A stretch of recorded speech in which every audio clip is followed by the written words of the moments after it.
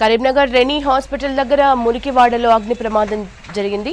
పెద్ద ఎత్తున మంటలు ఎగిసిపడ్డాయి. భారీ శబ్దంతో గ్యాస్ సిలిండర్లు పేలటంతో స్థానికులు భయాందోళన చెందుతున్నారు. 20 గుడిసెలు కాలిపోయాయి.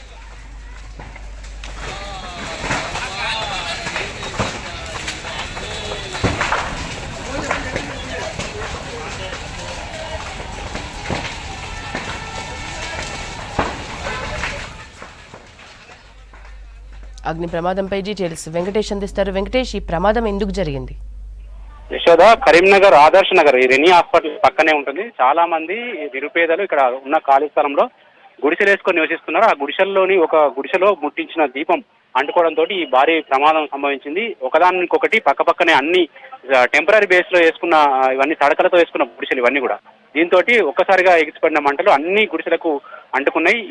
2 ఫైర్ స్టేషన్ నుంచి 2 ఇంజన్లు వచ్చే లోపనే దాదాపు జరగాల్సినంత నష్టం జరిగిపోయిందని చెప్పుకోవచ్చు. ప్రతి ఒక్క గుడిసెకు మంటలు అనుకోవడంతో చాలా ఇంట్లో ఉన్న వస్తువులు కావచ్చు, గుడిసె సామాగ్రి కావచ్చు, అంతా అగ్నికి ఆగుతైపోయింది. యశోద, ఈ ప్రమాదంలో ఇంట్లో ఉన్న గ్యాస్ సిలిండర్లు కూడా పేలడంతో చుట్టుపక్కల వాళ్ళు కూడా తీవ్ర భయాందోళనకు గురయ్యారు. పక్కనే హాస్పిటల్స్ ఉన్నాయి. తర్వాత మిగతా జనసంచారం ఎక్కువగా ఉండే ప్రాంతం కావడంతో ఏం జరుగుతుందో తెలియక చాలాసేపు ఇక్కడ జనం చాలా భయాందోళనకు గురయ్యారు. కానీ ఎటకేలకు మంటల్ని అదుపులోకి తీసుకురాగలిగారు ఫైర్ సిబ్బంది. ఇప్పుడు అయితే ఈ ప్రమాదంలో ఒక్కసారిగా మంటలు రావడంతో ఆ గుడిసెల్లో ఉన్న వ్యక్తులంతా కూడా బయటకు వచ్చేసారు. కొంతమంది వేరు పనుల కోసం ఉదయమే వెళ్ళిపోయారు. కొంతమంది ఇప్పుడు ఎవరైతే ప్రమాదం జరిగిన ఇల్లు ఉందో ఆ ఇంటి వాళ్ళు జాతర కోసం మేడారం వెళ్ళారు.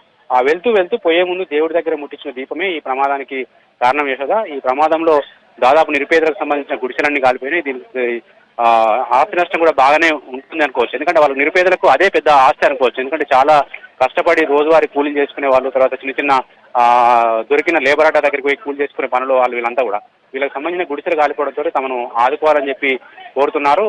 ఇప్పటికైతే ఇంకా మంటలు అదుపులోకి వచ్చినాయి. చివరి స్థాయిలో ఉన్న మంటలు కూడా ఫైర్ సిబ్బంది ఇక్కడే ఉండి ఆర్పుతున్నారు.